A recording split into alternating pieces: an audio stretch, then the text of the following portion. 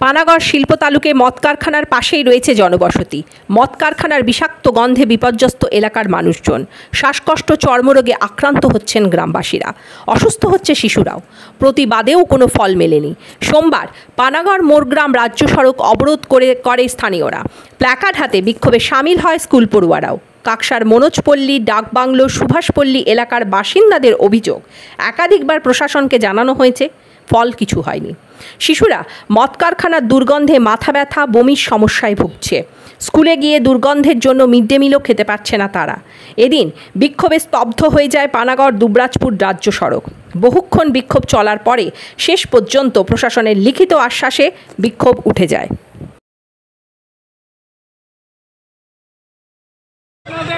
গন্ধ লাগে না, আপনাদের সব কিছু ভালো আছে, আমরা বুঝি, কিন্তু তবু আপনাদের সাধারণ মানুষের পাশে থাকা দরকার। কারণ এই বাচ্চাগুলো কিন্তু স্কুল কামাই করে কেউ শখে আসেনি।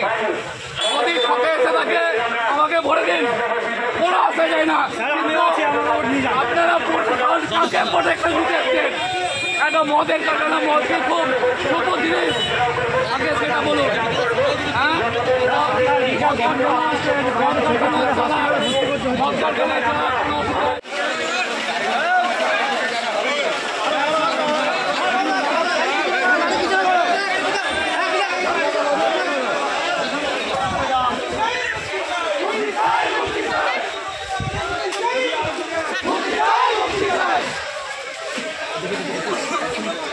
নিয়ে যাবেন এবং কি রাখছেন আন্দোলনটা? যেটা হচ্ছে আমাদের যে পানাগড় ইন্ডাস্ট্রিয়াল এরিয়াতে যে অ্যালকোহলের যে একটা কারখানা হয়েছে, সেই কারখানা থেকে যে বিষাক্ত দুর্গন্ধ আসছে, সেই দুর্গন্ধ থেকে মানুষ অসুস্থ হয়ে পড়ছে।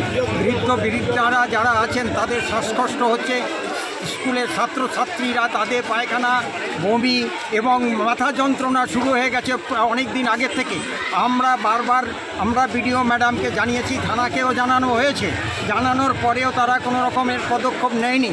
কিন্তু না নেওয়ার কারণেই সবাই যখন এই এলাকার যারা নাগরিকবৃন্দ আছে, বিভিন্ন গ্রামের বাসিন্দাগণ আছে, তারা সিদ্ধান্ত নিয়েছে যে এই বিডিও ম্যাডামকে, কাকসা থানাকে বলে আমরা যখন কোনো সুফল পাচ্ছি না, তাহলে এলাকার সাধারণ জনসাধারণরা এসে আজকে রাস্তা অবরোধ করেছে।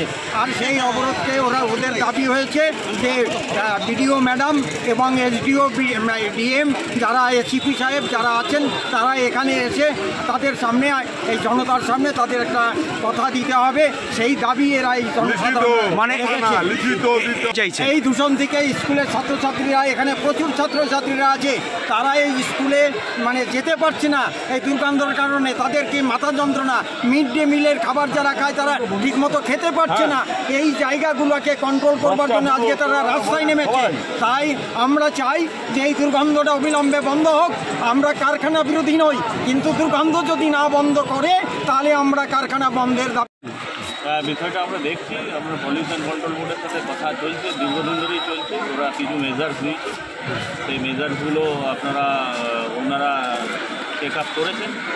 ওটা হলে তারপরে করা যাবে। এই মুহূর্তে ওরা যে বলছে যে কারখানাটা প্রোডাকশান বন্ধ রয়েছে, সেটা কি সম্ভব? না, নিয়ম আছে, প্রসেস আছে, পলিউশন কন্ট্রোল বোর্ড ওটা দেখছে। এরকম হলে এটা কি গুরুত্বের সাথে দেখা হচ্ছে? একদম, হ্যাঁ, অবশ্যই। আমরা অলরেডি 4 বার ওখানে ভিজিট করেছি, ওখানে আমরা কথা বলেছি, ওদের এক্সপার্টকেও ডেকে পাঠিয়েছি। এক্সপার্ট এলে তারপরে কথা হবে।